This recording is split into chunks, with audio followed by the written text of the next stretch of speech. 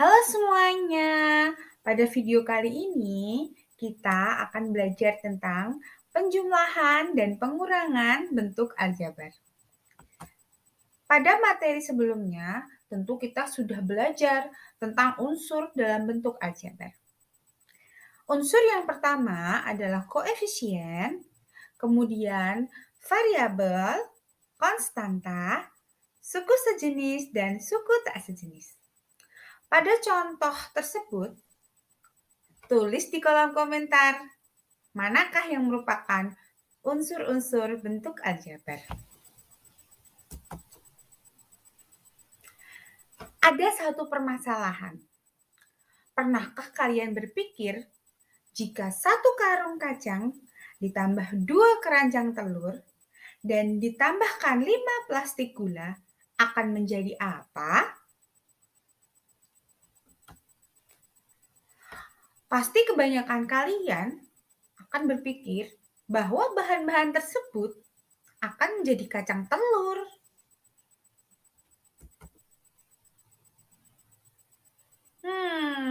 Bagaimana jika semua bahan tidak dimasak secara bersamaan, tetapi hanya ditambahkan saja? Tentu tidak akan menjadi kacang telur, kan? Semua bahan tersebut tidak dapat kita jumlahkan karena jenisnya berbeda. Apakah kalian masih mengingat materi sebelumnya tentang cara membuat bentuk aljabar dari suatu permasalahan? Dari permasalahan kacang telur tadi, kita akan membuat bentuk aljabar bersama-sama. Misalkan jumlah kacang kita misalkan dengan A kilogram, jumlah telur kita misalkan dengan B kilogram, dan jumlah gula kita misalkan dengan C kilogram. Maka bentuk aljabarnya akan menjadi A ditambah 2B ditambah 5C.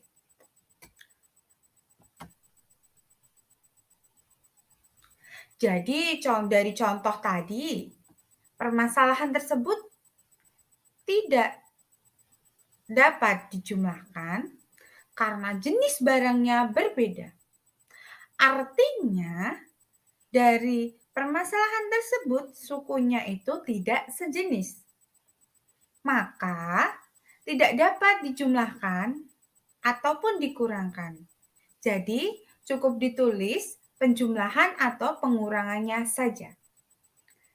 Untuk lebih memahami materi penjumlahan dan pengurangan pada bentuk aljabar, kita lihat contoh selanjutnya ya. Contoh yang pertama adalah penjumlahan suku sejenis. Kita dapat lihat bahwa dari contoh ini yaitu 4A ditambah dengan 10A. Karena 4A dan 10A itu adalah suku sejenis, maka itu bisa dijumlahkan. Untuk penjumlahannya, itu cukup koefisiennya saja yang dijumlahkan. Variabelnya tidak perlu dijumlahkan. Pada contoh tersebut, 4 dengan 10 itu jika jumlahkan akan menghasilkan 14. Dan variabelnya cukup ditulis saja. Nah, kalau penjumlahan yang suku tak sejenis, di sini contohnya adalah 2B ditambah 5C. Karena mereka tidak sejenis, maka tidak dapat dijumlahkan. Untuk itu, hasil dari penjumlahan 2B dengan 5C itu tetap ditulis dengan 2B ditambah 5C. Kemudian, pada contoh pengurangan, yang pertama adalah pengurangan suku sejenis, kita bisa melihat bahwa 10A dikurangi 4A. Sama seperti penjumlahan sebelumnya, bahwa kita hanya bisa mengurangkan pada koefisiennya saja.